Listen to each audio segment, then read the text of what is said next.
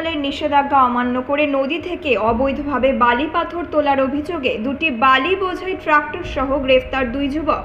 ফাঁসি দেওয়ার বিধাননগরের মহানন্দা নদী থেকে বালি বোঝাই দুটি ট্রাক্টর বাজেয়াপ্ত করল বিধাননগর তদন্ত কেন্দ্রের পুলিশ। ঘটনায় গ্রেফতার করা হয় বিহারের গলগলিয়ার বাসিন্দা সারোয়ান মাহাতো ও বিধাননগরের বাসিন্দা দীনেশ পাহাড় নামে দুই যুবককে।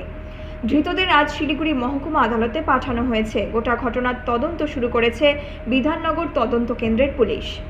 ফাঁসি দেওয়া থেকে প্রশান্ত বর্মনের রিপোর্ট, নিউজ মেট্রো।